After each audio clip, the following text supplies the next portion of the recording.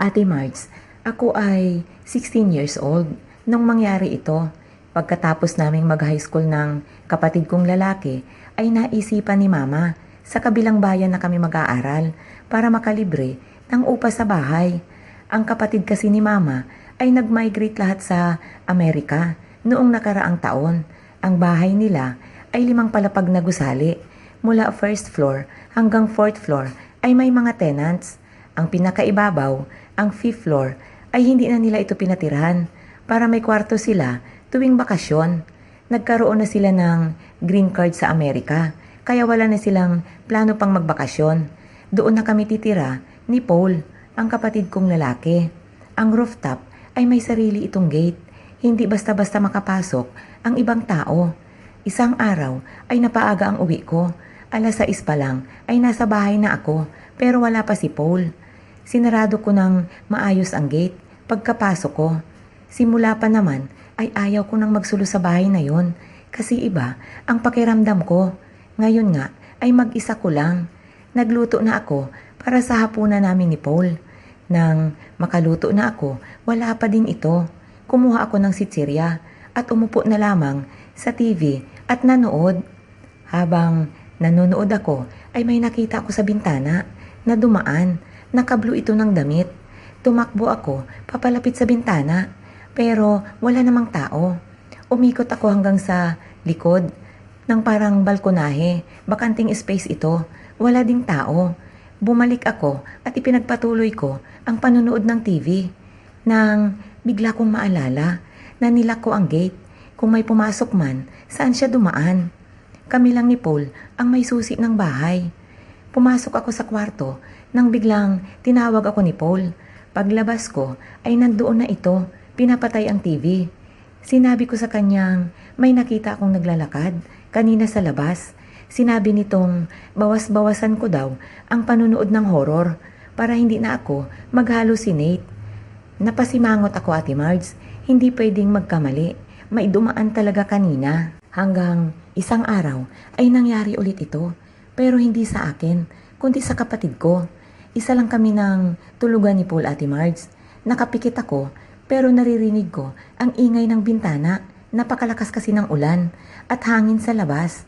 Ang bintana namin ay parang pinipilit buksan sa lakas ng hangin.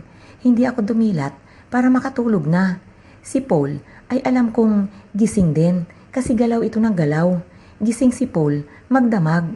Mga 2:00 ng madaling araw nang may narinig akong kumakatok. Pinagpapalitan ang katok at ang doorbell. Naramdaman ko na bumangon si Paul. Hindi naman ako sumunod. Binuksan ni Paul ang pintuan. Saka pa lamang niya naalala na may gate ang bahay. Nabuksan na niya ito.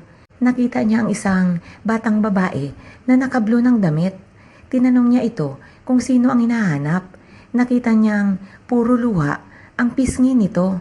Lalapitan niya ito para akayin papasok nang biglang nawala. Narinig ko pa ang lakas ng kalabog ng pintuan. Malakas itong naisara ni Paul. Tumakbo sa kwarto, takot na takot. Hanggang sa nag-usap kami. Pareho kami nang nakita. Nakablo ng damit. Hindi kami nakatulog, magdamag. Nanood na lang kami ng TV. Halos nakalimutan na namin ni Paul ang nangyaring iyon.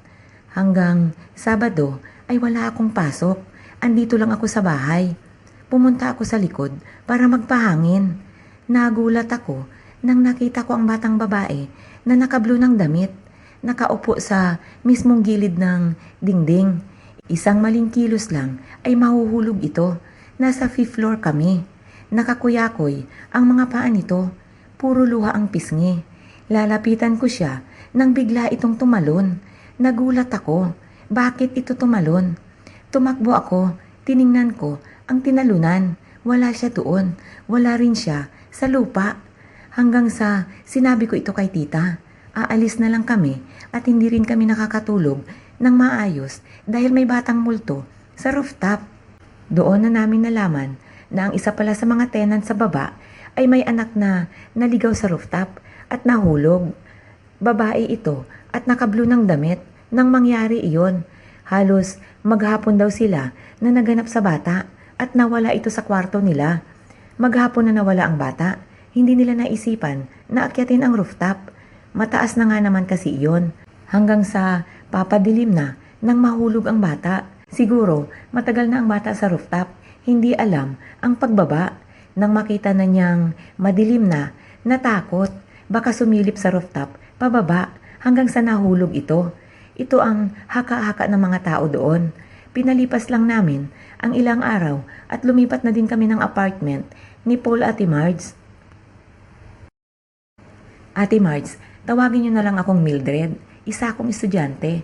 Pagka-graduate namin ni ate sa high school, ay kailangan na naming lumipat sa bayan. Sa Quezon kasi, noong unang panahon ay malayo ang high school sa college. Maaga pa ay nag-ikot-ikot na kami ni ate para maghanap ng paupahang kwarto na malapit sa kolehiyo. Hindi naman university, ate Marge. Mahirap lang naman kasi kami. Business management nga lang ang kukunin ko para ipagpatuloy ko lang ang negosyo ni na mama at papa, babuyan at manukan. Maraming mga nakasabit sa pintuan at gate na mga room for rent. Sabi ni ate, konting lakad-lakad pa. Pagdating namin sa dulo ng kanto ay may isang lumang bahay pero napakalinis nito tingnan. Parang malamig itong tirahan. Agad kaming kumatok at isang nakangiting babae ang nagbukas ng pintuan sa amin.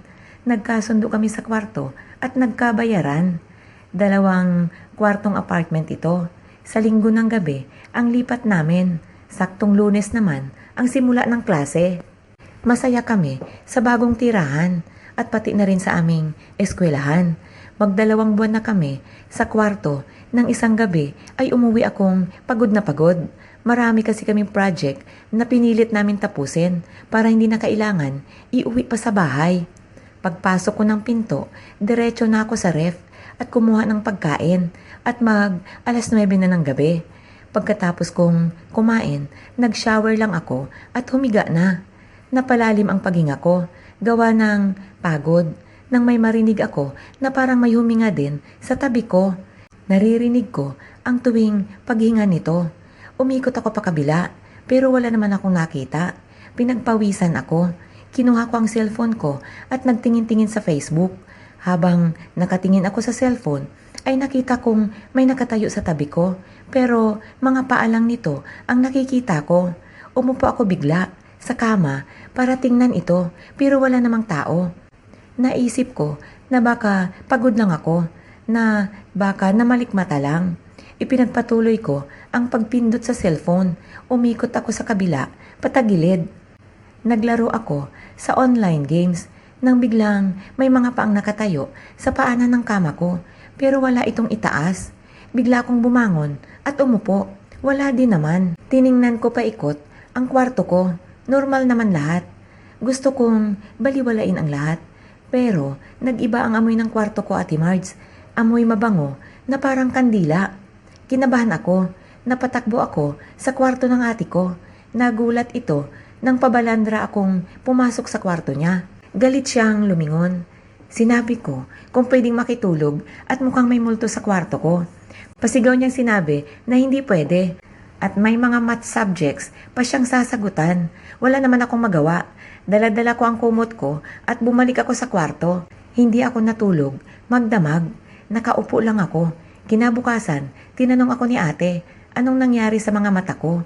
Sinabi kong wala akong tulog at may multo sa kwarto ko. Pinandilatan niya ako ng mata. Sinabi niyang may multo pala, bakit hindi daw ako pumunta sa kwarto niya at makitulog? Nagulat ako sa sinabi niya, ate Marge. Sinabi ko sa kanyang pumunta ako, pero sinigawan niya akong hindi ako pwedeng matulog at may gagawin pa siya sa math subject niya. Nagulat ito. Sinabi niyang hindi daw ako pumunta kagabi. Bakit naman daw hindi ako patulugin? Magkapatid daw kami. Naguluhan ako. Tinawagan ko sina mama at papa. Nagpadala sila ng albularyo at sinabi ng albularyo na may bantay daw ang kwarto ko. Lalaki. Dati itong nakatira doon. Magsaboy daw ako ng asin at laging maglagay ng bigas na may asin sa altar. Ginawa ko yun, ate Marge. At ngayon nga ay malapit na kaming makagraduate. Hindi na bumalik pa ang mga ganong paramdam.